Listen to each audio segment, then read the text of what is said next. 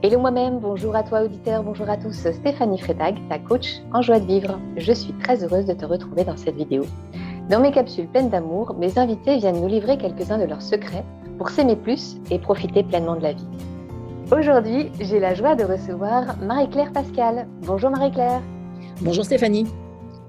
Marie-Claire, tu as commencé par des études de lettres et de langue en Europe du Nord, puis tu as fait le choix de métier du marketing et de la communication, jusqu'à être directrice marketing communication chez Apple, où tu as eu le privilège de travailler avec des proches collaborateurs de Steve Jobs. Cette expérience va impacter pas mal ta vie, hein, tu vas nous expliquer ça. Oui. Et aujourd'hui, depuis 11 ans, tu diriges l'entreprise Marcom dans l'expertise d'achat public et privé, et depuis peu, conférencière qui prône la désobéissance. C'est ça, dis donc, présenté comme ça m'impressionne, hein, mais heureusement, tout s'est fait petit à petit, c'est parfaitement ça. Pour ceux qui ne te connaissent pas encore, est-ce que tu peux nous dire qui tu es? Mais écoute, moi, j'aime bien dire que j'ai jamais été attendue. Tu vois, je me suis très tôt, en effet, passionnée pour les langues, civilisations scandinaves.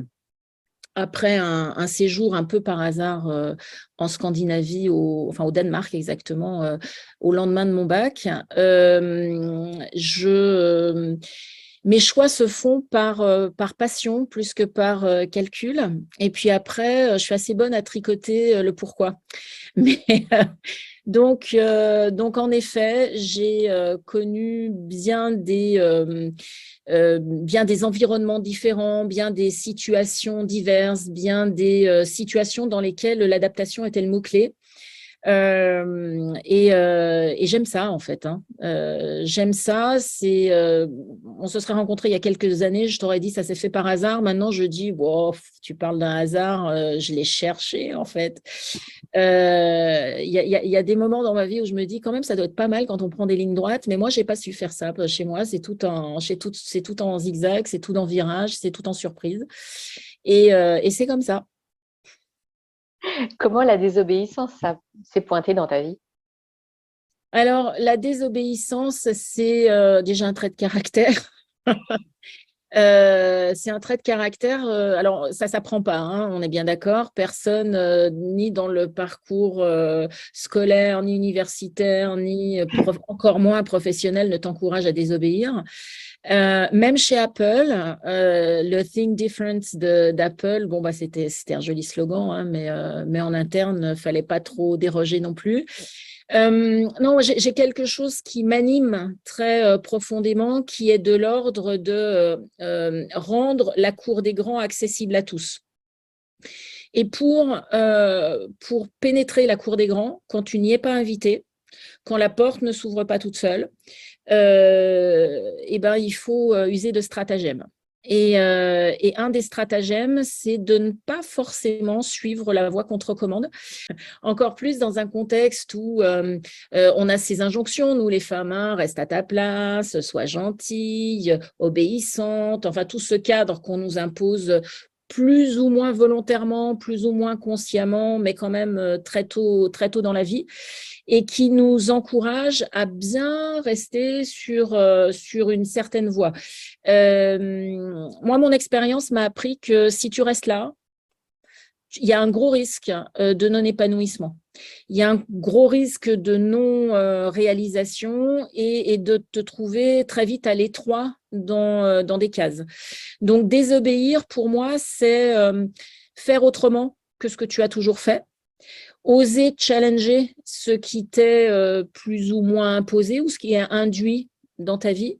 C'est pas que tu sois obligé de sortir du cadre. C'est que en tout cas, il faut se poser la question. En tout cas, ça vaut le coup d'y réfléchir et de se demander si tu es au bon endroit. Et si tu as l'impression que tu n'es pas au bon endroit, alors là, oui, allons-y, désobéissons. Désobéissons en sortant de la boîte. Moi, j'aime bien cette formulation anglo-saxonne, tu sais, penser en dehors de la boîte. Moi, ça me fait penser à un papillon là, qui serait à l'intérieur, qui essaierait de sortir, mais qui n'y arrive pas et qui se cogne partout. Quand tu as le sentiment de te cogner partout, pour moi, c'est un signe. Il faut essayer de trouver un autre chemin. Les autres chemins sont pleins d'aspérités, hein. Faut pas se leurrer, c'est pas les voies royales, c'est pas ce qu'il y a de plus facile, mais c'est des chemins de réalisation que je trouve assez passionnants à aller emprunter. Pourquoi tu en as fait une conférence?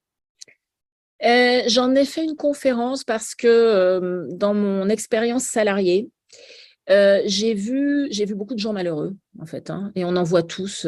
Enfin, moi, je suis plus salariée depuis longtemps, mais je vois encore chez mes clients des gens qui s'épanouissent pas, des gens qui se sentent contraints pour plein de bonnes raisons, hein, souvent par peur de ce qui pourrait se passer si on faisait autrement. Je vois aussi des chefs d'entreprise qui ont besoin de sortir de modèles économiques qui ont fonctionné, mais qui ne sont pas forcément les modèles d'avenir et qui ont besoin de challenger, de penser les choses autrement, de les réaliser autrement, et qui se trouvent assez désemparés face à ça, parce que eux-mêmes n'ont pas été formatés comme ça, parce que leurs équipes n'ont pas été habituées, parce que ça ne se décrète pas du jour au lendemain. Et donc, j'ai eu envie d'apporter ma pierre en témoignant de mon parcours. Comme tu l'as très bien résumé, hein, c'est un parcours qui n'est pas linéaire. Il a fallu à chaque étape apprendre, retourner sur les bancs de la fac ou de l'école de commerce plutôt à 48 ans. Il a fallu trouver plein de stratagèmes pour m'adapter en évoluant. C'est ce message-là que j'aime porter avec ma conférence, de dire si c'était si simple, tout le monde ferait autrement. Si c'était si simple, on arrêterait d'avoir ou d'être soi-même celui qui dit comment ça, pourquoi je fais ça, parce qu'on l'a tout le temps fait comme ça, quoi. Et on a tous été pris à cette logique, à ce raisonnement-là. Et pourtant, aujourd'hui, on est dans une période où plus que jamais, il faut réinventer les schémas. Moi, j'ai perdu mon père il n'y a pas longtemps, qui était un vieux monsieur de 94 ans, qui avait été lui-même chef d'entreprise. Et quand je lui expliquais la façon dont je travaille aujourd'hui, la façon dont je ne manage pas par le haut, il me disait toujours, mais pourquoi tu te compliques la vie comme ça, quoi? Oui, c'est sûr que c'est beaucoup plus compliqué de travailler dans des organisations aplaties, d'essayer de faire les choses en co-construisant, en réfléchissant ensemble, en acceptant d'être challengé dans ces méthodes. Sauf que, perso, je ne connais pas de meilleurs moyens d'avancer et de créer. Ça me fait mal, moi, quand je vois des entreprises qui arrêtent de créer. Il ne s'agit pas forcément de créer des nouveaux produits, des nouvelles offres, mais créer du lien autrement, créer des façons de travailler qu'on n'a peut-être pas expérimentées et arrêter de faire tomber du haut en bas, quoi. On la connaît, la théorie, je vois très peu de sociétés réussir à l'appliquer. Donc, mes conférences sont là pour ça, pour insuffler un bout d'inspiration sur la base de ce parcours un peu chaotique et une envie d'aborder les sujets sous un angle différent. C'est une vraie évolution bien sûr. Ouais. C'est une vraie évolution de la société, en fait. Il y a un changement d'état intérieur même. C'est un vrai changement de paradigme et ça rencontre la quête de sens, hein, qu'on voit beaucoup chez les salariés. Et ça va même, je vais boire un tout petit peu.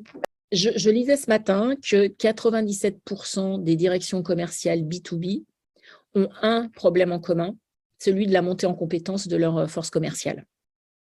Le turnover, ça coûte extrêmement cher.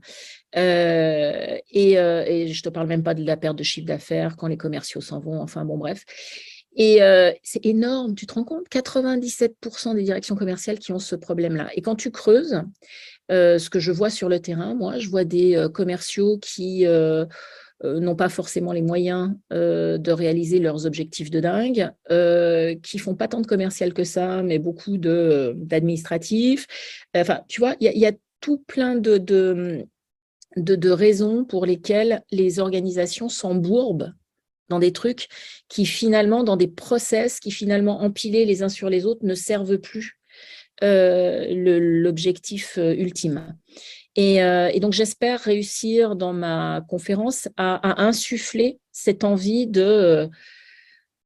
d'alléger le millefeuille pour aller un petit peu plus directement à des modes opératoires et un mindset qui servent l'objectif final, quitte à prendre des chemins de traverse. Tu as des exemples à nous partager d'entreprises que tu as accompagnées? Ah, écoute, les entreprises que j'accompagne en ce moment sont sur ces dernières années, hein, sont sur des problématiques soit de survie, soit de développement commercial fort. Et il y en a je pense à une notamment, qui a décidé de se lancer dans le challenge des appels d'offres publics. Elle a décidé de se développer via appels d'offres publics. Ce n'est pas le sujet le plus sexy, ce n'est pas le sujet le plus facile, mais c'est un sujet super rentable quand tu décides d'acquérir méthode et process. Et donc, cette entreprise, très courageusement, s'est dit, allez, hop, on y va. Nous, on ne sait pas. C'est la première fois, donc on a besoin qu'on nous explique. OK, très bien, on commence à travailler ensemble. Et premier appel d'offres, mon client arrive numéro 2. Il ne gagne pas, mais il arrive numéro 2. Certains clients t'auraient dit ah non, mais attendez, Marie-Claire, là, je me pose des questions. Numéro 2, ce n'est pas numéro 1, donc on a perdu. Donc, à quoi ça sert là, votre accompagnement? Mon client, pas du tout. Il l'a vécu comme une victoire. Il m'a dit quoi? Mais jamais j'y serais arrivé tout seul. Bon, OK, j'ai pas eu le marché, mais j'ai appris plein de trucs, j'ai compris plein de trucs, blabli, blabla. Pour lui, c'était une victoire. Et moi, là, cet état d'esprit, mais j'adore. J'adore. D'abord, il avait compris que ça ne se ferait pas forcément en un one-shot. On aime bien quand ça marche du premier coup, mais il a bien compris que c'était quelque chose qui se construisait. Il est sorti de sa méthode habituelle qui consistait à répondre à des marchés plus ou moins fléchés que son entourage lui amenait et ça allait bien comme ça. Il a vraiment décidé de structurer quelque chose. Et il s'est donné les moyens. Et il a gagné ses premiers marchés au bout de 6 mois. On a travaillé 1 an ensemble et dorénavant, je suis toute triste, il n'a plus besoin de moi parce que maintenant il a pigé, il gagne tout seul. Ouais, mais c'est de la fierté en fait. Alors c'est sûr que financièrement, bon, c'est plus ton client, mais c'est une fierté de pouvoir l'accompagner, quoi. Si tu veux, moi je sais bien, hein, ce que je vends vise à rendre mes clients autonomes. Donc à un moment donné, c'est une bonne chose. j'espère qu'ils vont rencontrer d'autres problématiques et je vais pouvoir à nouveau les accompagner. Mais l'idée, c'est qu'ils y arrivent tout seuls à un moment donné et ils y arrivent tout seuls plus ou moins rapidement. Et lui, là, ne m'a jamais fait le moindre reproche. Un autre appel d'offres, même client, il me présente l'appel d'offres, je lui dis, je l'analyse, je lui dis, oh, attention, parce que là, il y a ci, il y a ça que tu n'as pas, ça ne va pas passer. Est-ce que tu es bien sûr de investir du temps de toi, de ton équipe, de moi, pour un marché que, à mon avis, tu n'auras pas? Non, oui, d'accord. Bon, maintenant, je vais l'essayer quand même. Je vais essayer quand même. Bon, OK, il veut essayer absolument. Il y va. Il perd. Mais l'acheteur lui fait un coup d'acheteur. Il lui dit bonjour monsieur, je suis demain justement près de chez vous. J'aimerais visiter vos installations. Il ne m'appelle pas, il répond tout de suite. Mais oui, bien sûr, venez donc demain. Moi, je lui aurais dit temporise, prends quelques jours. C'est pas grave. L'acheteur arrive, visite les installations, constate que oui, en effet, c'était justifié de ne pas lui attribuer le marché, il lui manque ceci, cela. Mais quand même, il lui donne un petit marché test pour voir si à l'avenir, quand vous aurez les technos qui vont bien, on pourra peut-être voir plus grand, mais là, dans un premier temps, bon, ce n'est pas le marché du siècle. C'est pas un autre client aurait pu me dire vous êtes mignonne Marie-Claire, mais on l'a pas eu le marché et en plus on récupère un espèce de marché de seconde zone qui va pas nous rapporter grand-chose. Non, ce client, il a compris, il est content. Il me dit non mais top Marie-Claire, vous voyez, j'avais bien raison d'y aller sur ce marché que j'ai perdu. J'ai gagné un test. Tu vois, c'est vraiment un autre état d'esprit et une façon de s'autoriser à faire autre chose autrement. Aujourd'hui, ça roule tout seul. Je suis ravie pour lui. Ouais, c'est chouette. Merci pour ce partage. Marie-Claire, c'est quoi les 3 grandes réalisations de ta vie dont tu peux sentir de la fierté ou de la gratitude aujourd'hui? Donc, 3. D'avoir osé à même pas 17 ans quitter le noyau familial pour aller passer un an dans une famille danoise. Le but du jeu, c'était l'immersion totale, donc pas de retour dans sa famille d'origine, pas de visite de ses amis d'origine, enfin l'immersion complète. Et puis, il se trouve que je me suis retrouvée dans une des rares familles danoises à ne pas parler anglais. C'est rare, mais il y en a encore. Et ça a été l'immersion totale. C'est pas loin le Danemark, hein. Moi, je voulais partir à l'autre bout du monde. C'est pas loin, mais la vache, qu'est-ce que c'est différent. Donc, d'avoir osé faire ce pas-là qui m'a élargi les horizons incroyablement. C'est quoi les grandes étapes qui t'ont challengé dans ce... Un mode de fonctionnement familial qui avait vraiment rien à voir avec le mien. La langue, évidemment, c'est pas que ce soit compliqué le danois, mais ben faut quand tu commences à zéro, voilà. Donc et quand je suis arrivée au lycée, dans le deal, il y avait une année de lycée. Et quand je suis arrivée au lycée, ils étaient tellement contents d'avoir une Française dans le lycée qu'ils m'ont fait monter sur scène le premier jour, là, le jour où ils, où ils présentent les activités extrascolaires, machin. Ils ont présenté la Française de l'année. Et moi, dans les lycées que j'ai fréquentés, lycée-collège, on ne faisait jamais ça. On n'a jamais été entraînés à ça, nous, dans ma génération en tout cas. Donc, je me suis retrouvée sur scène en panique complète à annoncer un truc du genre « Je m'appelle Marie-Claire, je viens de France ». Bon, ils se sont bidonnés. Ils m'ont dit après qu'ils n'avaient absolument rien compris, mais que j'avais l'air sympa. Donc, et donc, ça m'a appris que quelque chose qui m'a été utile, mais qui m'est encore utile aujourd'hui, c'est qu'il y a des circonstances dans la vie où, aussi imparfait que soit ton langage, là en l'occurrence, mais ça peut être autre chose, aussi imparfait que soit l'état où tu en es, eh ben, vas-y. Et si tu y vas avec le cœur, si tu y vas avec authenticité, ça va passer. Donc ça a été un gros apprentissage. Alors, c'est quoi les 2 autres réalisations de ta vie? Alors, les 2 autres réalisations, il y a mes 2 fils, c'est la découverte d'un truc. J'ai une copine qui a eu des enfants avant moi et qui a eu un enfant avant moi, m'avait dit jamais j'oserais en avoir un deuxième parce que j'ai peur de ne pas avoir assez de capacité d'amour pour accueillir un deuxième enfant. Et moi, alors sans enfant, je la regardais avec les grands yeux en me disant, mais bon sang, mais de quoi elle parle? Et quand j'ai eu le mien, j'ai compris. Et j'ai compris qu'en fait, ton cœur s'agrandit. Tu as un compagnon, une compagne, enfin, il y a quelqu'un dans ta vie avec qui tu as réalisé ce projet. Et puis, tu as cette dose d'amour immense qui arrive. Et puis encore une autre, et puis encore une autre. Et tu as l'impression que ta capacité d'amour est sans fin. Et ça, quelle découverte, quoi. Bon sang, quelle découverte. C'est magnifique. Je suis émotive. Bon, en sachant que les enfants, c'est pas que du bonheur non plus. Non, pas que, mais c'est pas que, bien sûr. On parle crise d'ado, on n'en parle pas. Non, on n'en parle pas là tout de suite. Mais de découvrir que tu es sans limite à ce niveau-là. Moi, je n'avais pas compris ça dans tout ce qu'on met. On te raconte tellement de trucs sur les enfants, le machin, le truc. Mieux vaut pas trop écouter. Mais j'ai trouvé une magnifique découverte. Une espèce de j'allais dire puissance, oui, une espèce de puissance d'amour qui va bien au-delà de nous. Et le troisième point,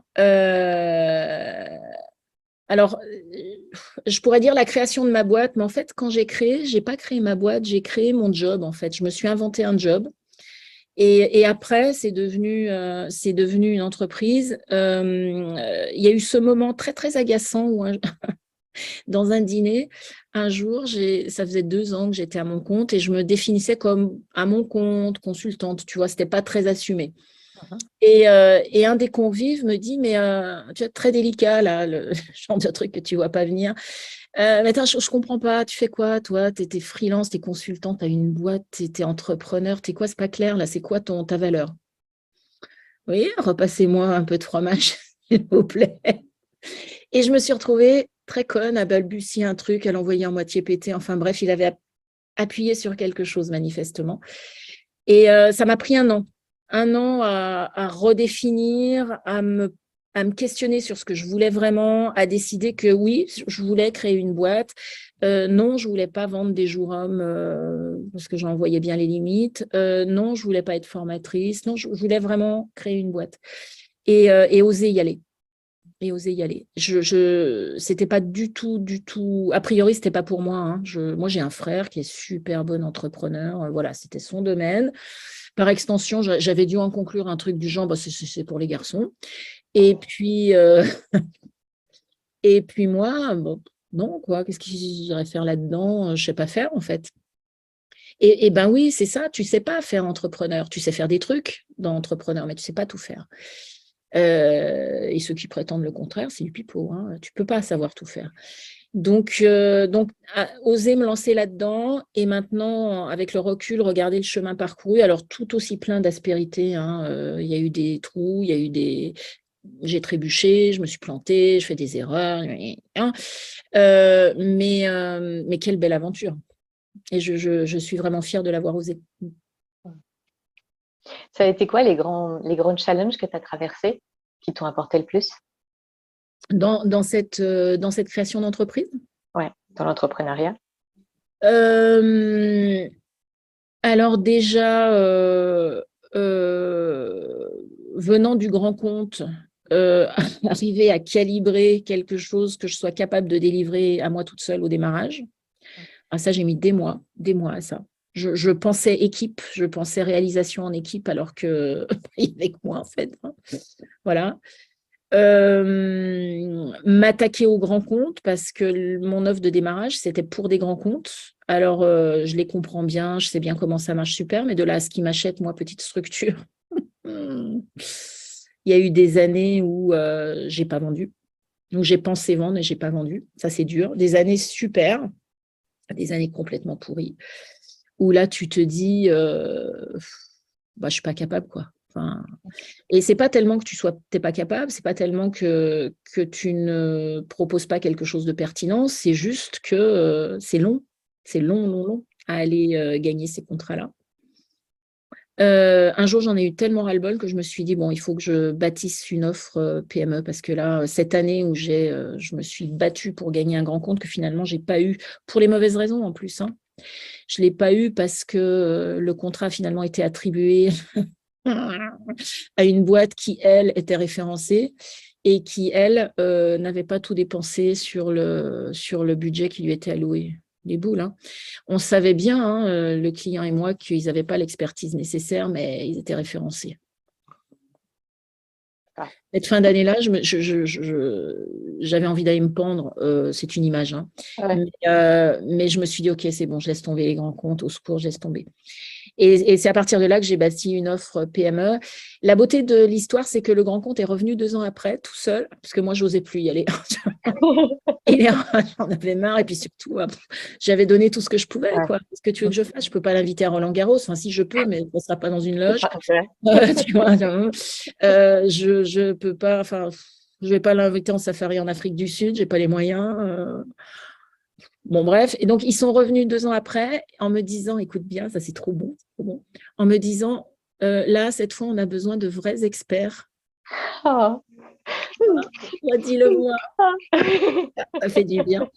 Et on a finalement fait cette jolie mission, et c'était super. Mais donc voilà, ça, j'y vais plus sur les grands comptes parce que ça m'épuise. Je les laisse venir maintenant s'ils veulent bien et je me concentre sur les plus petites structures voilà.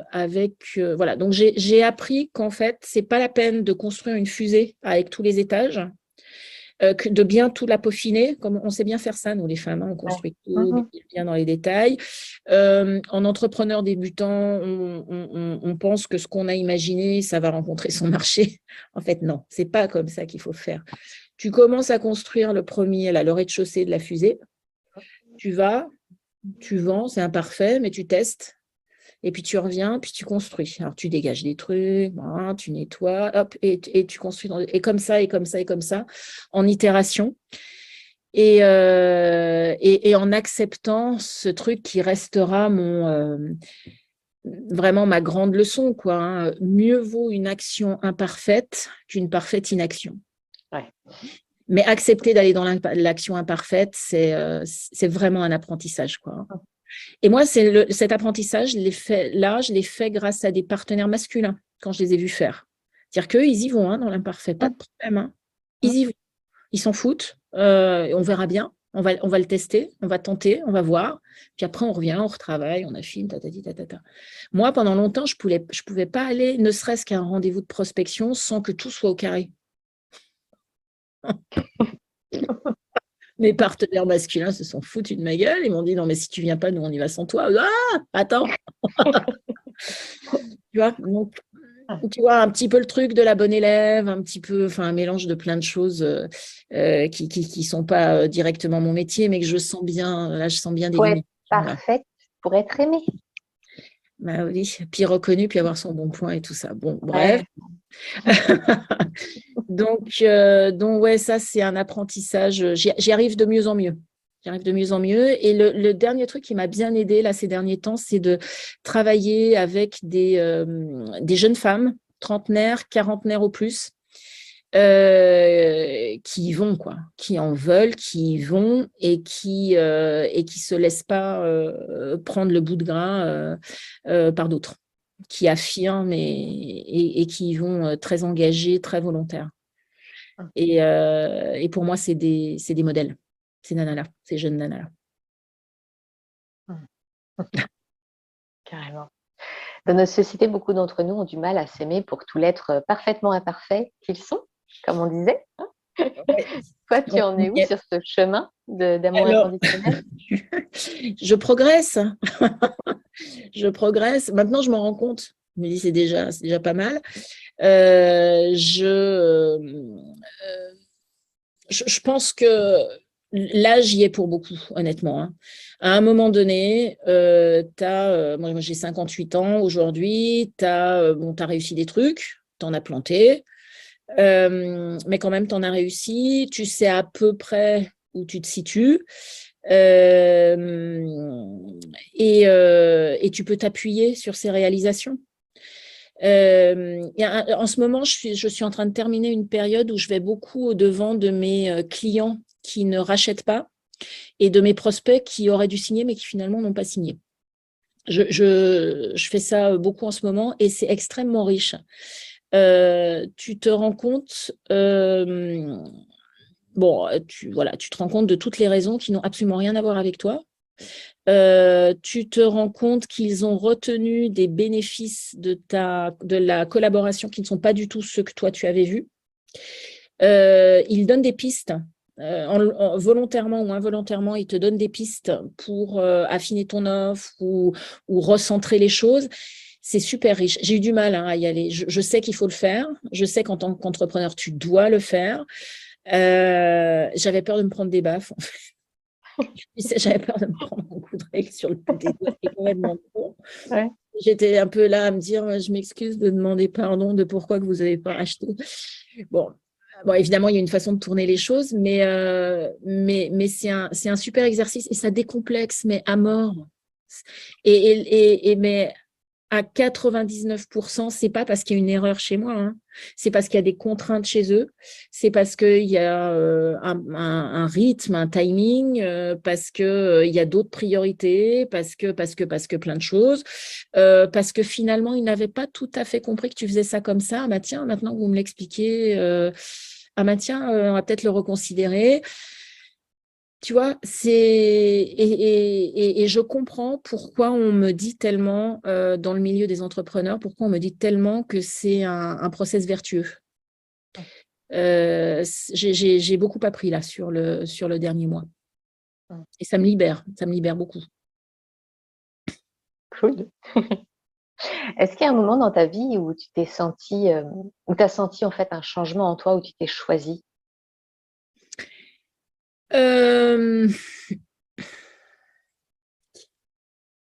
Écoute, quand je suis arrivée chez Apple, je suis arrivée par la petite porte, hein, vraiment chez Apple.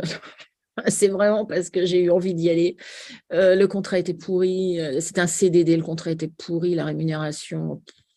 Et je quittais un CDI de dire comme adjointe en assurance. Tu vois, mon compagnon était dans le stress absolu.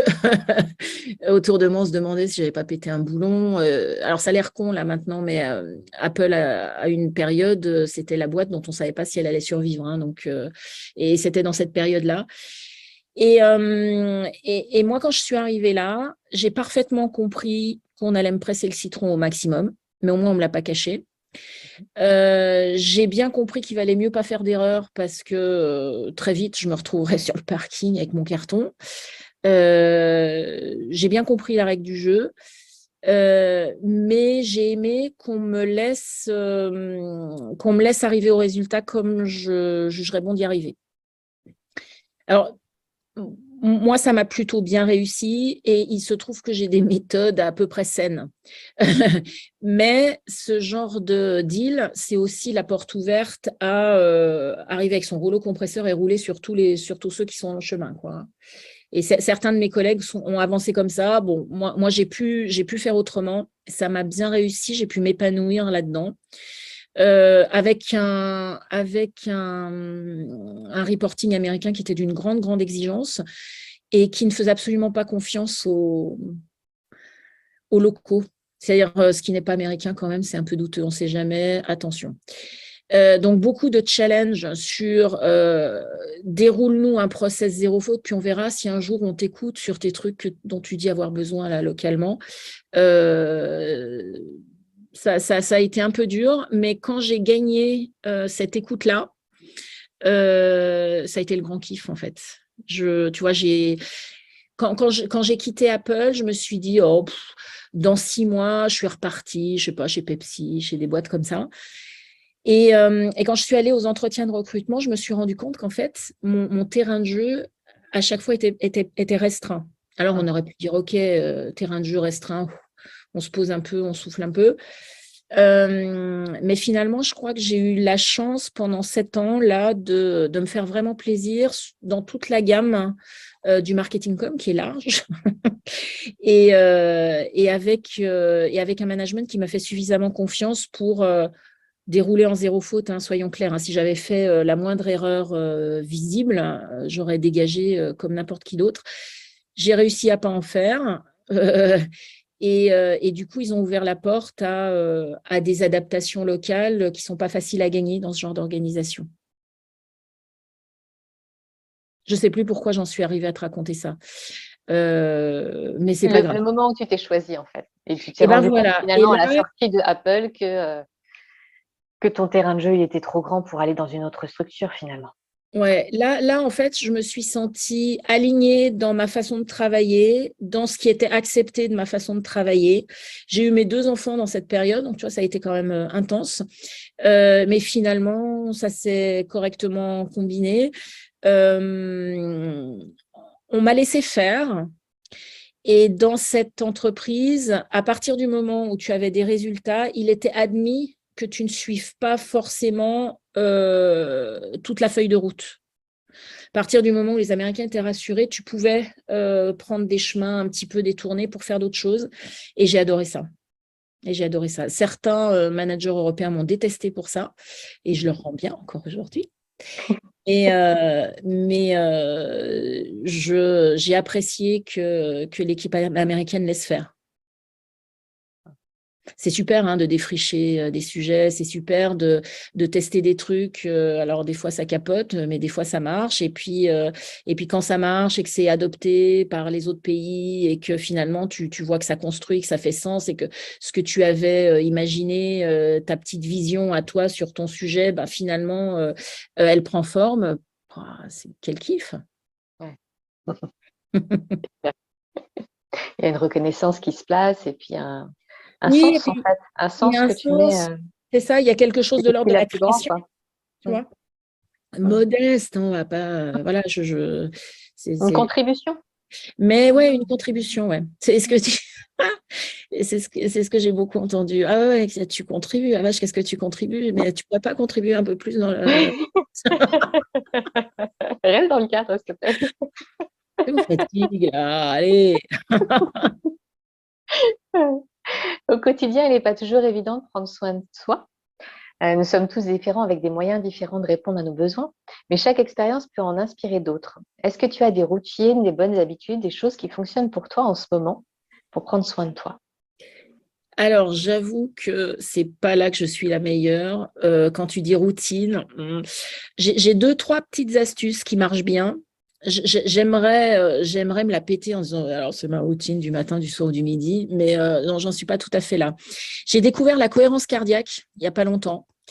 J'ai traversé une période de gros stress où il fallait que je me fasse certifier sur un truc, je déteste, mais et je l'ai très mal vécu. J'avais vraiment l'impression qu'on m'imposait une contrainte. J'étais en stress à fond. Et puis évidemment, quand t'aimes pas, ben, tu fais au dernier moment. Donc la cohérence cardiaque, je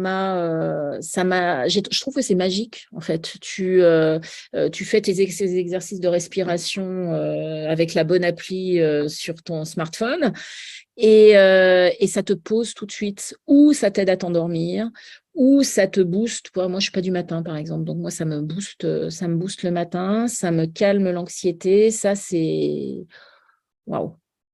Et puis, je me suis mise à pratiquer un truc, certainement pas aussi souvent que j'aimerais bien, mais euh, avec d'autres entrepreneurs.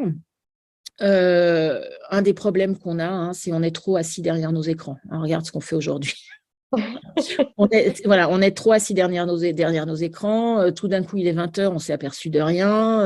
Ah bon, mais il fait nuit, comment ça? Mais j'ai même pas vu quelle était la météo d'aujourd'hui. Donc, quand l'une ou l'autre a un sujet de réflexion sur lequel il tourne en boucle, eh bien, on se donne 1 heure et demie, 2 heures, on marche et on discute du problème.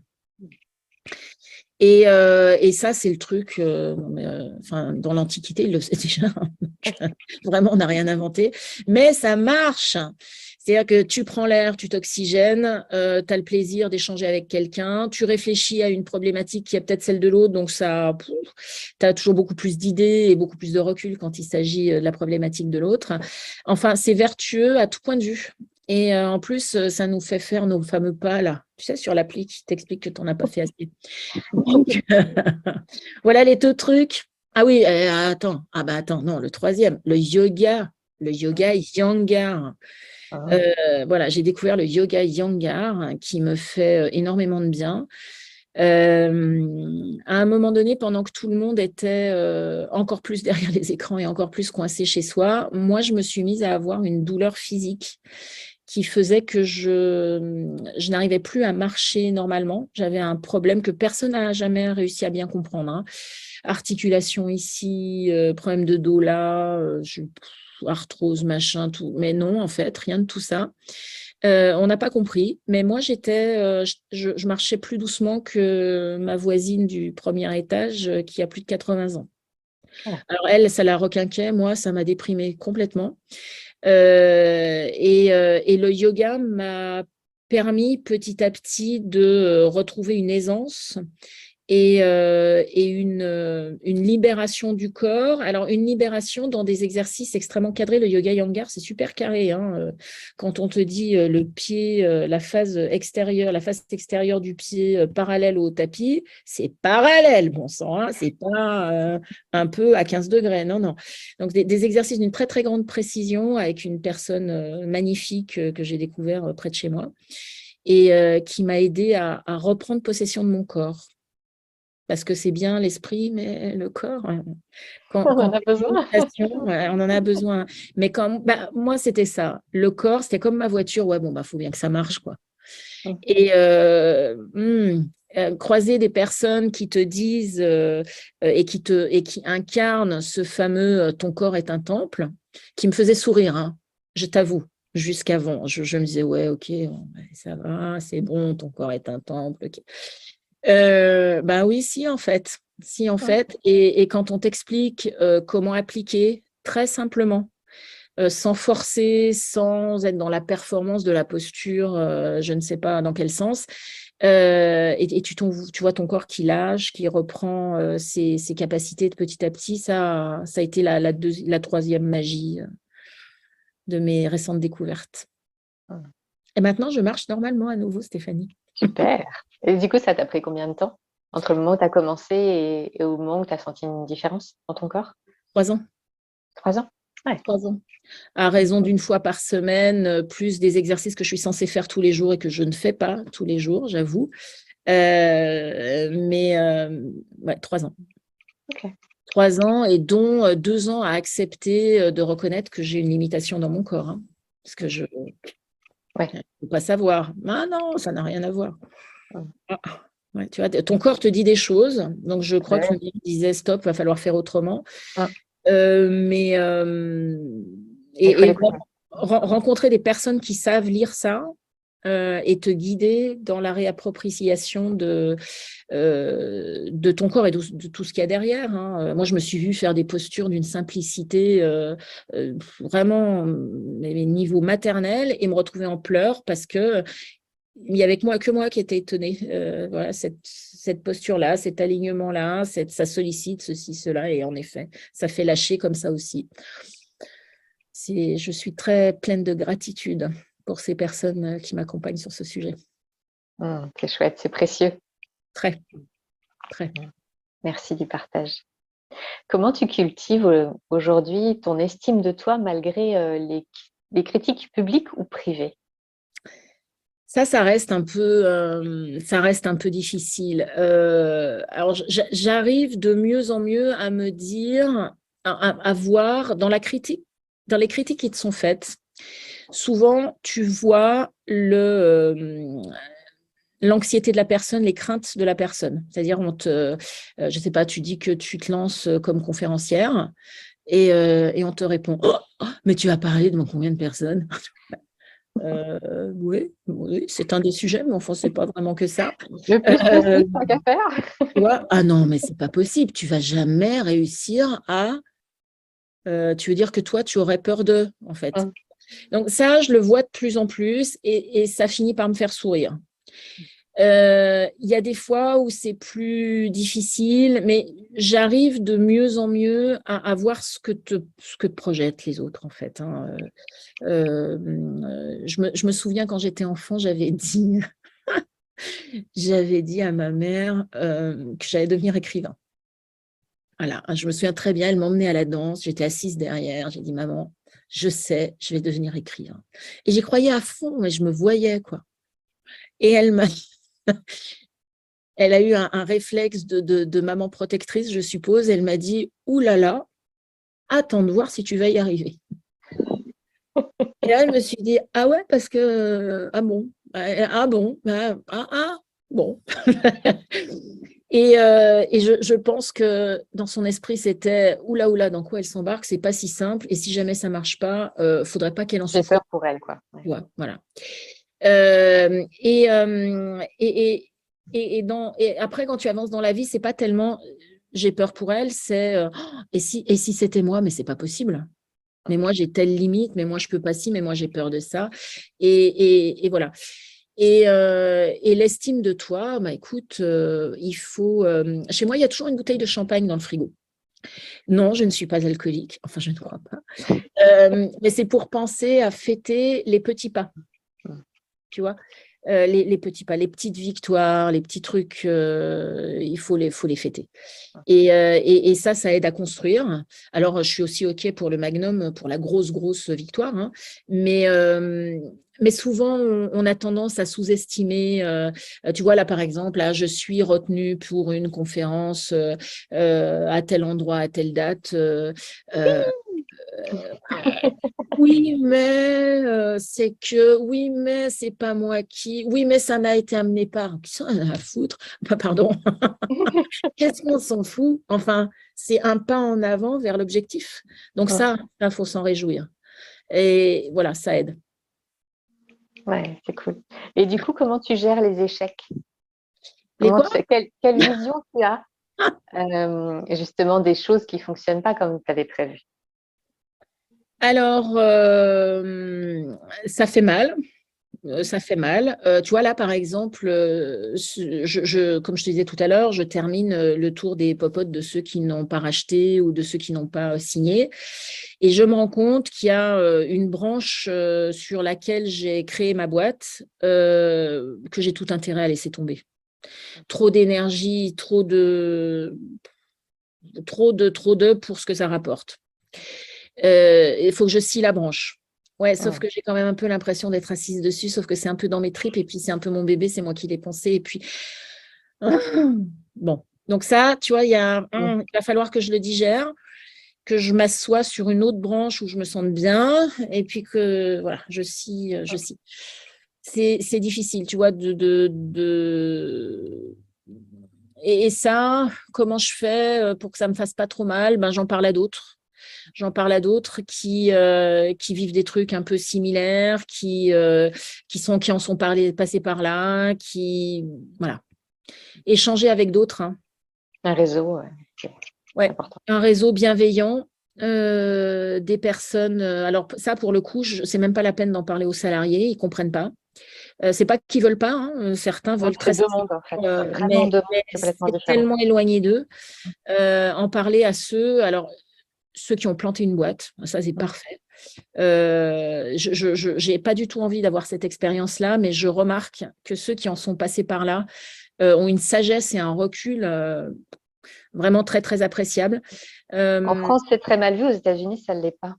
C'est vraiment une différence. Hein. C'est une grosse différence. Et pour ce que j'en ai vu aux États-Unis, ils ont aussi une façon de dire on met de l'argent, mais on met de l'argent pas longtemps. Donc il faut qu'ils échouent vite s'ils doivent échouer. Bon, c'est une toute autre façon d'envisager les business. Moi, je suis pas là-dedans. J'ai vraiment construit le truc petit à petit, mais j'aime bien échanger avec. Et c'est souvent des femmes. C'est souvent des femmes. Peut-être parce que je me sens encore plus libre de parole entre femmes. Peut-être parce qu'elles partagent encore plus facilement les plantages. Peut-être parce que on n'a pas à se la raconter. Ouais, c'est ça, quoi. C'est allô, est-ce qu'on peut se voir? Et si on prenait un café Zoom, parce que là, je suis en train d'atteindre le fond du trou, j'ai besoin d'aide. Et quand tu as bâti un réseau à peu près authentique, tu as au moins une ou deux personnes qui réagissent à ça, quoi. Des personnes ressources qui sont indispensables. Ben ouais. Et heureusement, dedans, il y a des plus ou moins expérimentés. Et parfois, d'ailleurs, ce n'est pas les plus expérimentés qui t'aident, hein, ça n'a rien à voir. Mais voilà, on est passé par des phases et on s'entraide. C'est surtout une qualité d'écoute et après, les meilleures solutions, en fait, c'est toi qui les as. Mais à partir du moment où tu as pu te déposer, en fait. Oui, et puis tu sais, jouer le jeu des cinq pourquoi. C'est-à-dire, une fois que tu as bien expliqué ce qui ne va pas, pourquoi ça ne va pas et pourquoi, là vraiment, là, c'est la fois où tu vas arrêter. Là, c'est une fois de trop. Elles y vont, quoi. Et pourquoi, jusqu'à ce que tu arrives au nœud, quoi. Et une fois que tu es arrivé au nœud, alors peut-être qu'il y a quelques larmes qui ont coulé. Peut-être que ça fait un peu mal, mais voilà, c'est pas seulement de l'écoute, c'est aussi aller. On va la challenger un peu. Et comme je sais que c'est bienveillant, je suis d'accord. Et en conclusion, quel secret la vie t'a apporté que tu souhaiterais léguer à ce monde? Alors, 2, 1, ne te prends pas au sérieux. Non, non, mais franchement, enfin, c'est quoi cette histoire? T'es là pourquoi? Pour avoir la plus belle bagnole, le plus gros compte en banque ou la plus belle baraque au cimetière? Arrête, quoi. Vis, fais-toi plaisir et arrête de te prendre au sérieux. Fais sérieusement, sans te prendre au sérieux. Et le deuxième point, c'est mieux vaut une action imparfaite qu'une parfaite inaction. Allez, vas-y, sors-le ton truc. C'est pas fini. C'est même mieux. Sors-le ton truc.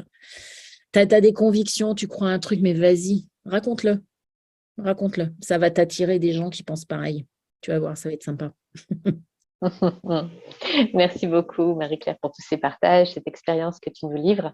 J'espère, toi, sincèrement, auditeur, que tu profites de ces clés pour t'inspirer sur ton propre chemin, pour oser quoi, te mettre en mouvement, pour oser regarder et puis avancer euh, tranquillement, à ton pas, et en célébrant tous les petits pas, toutes les petites réussites, tous les trucs, parce que tu es sur du long terme.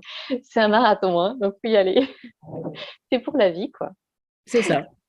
J'ai hâte de lire sous cette vidéo tes commentaires, tes prises de conscience. Si tu as trouvé de la valeur dans cette vidéo, ben, n'hésite pas à la partager, à la transmettre à d'autres personnes à qui ça peut être utile.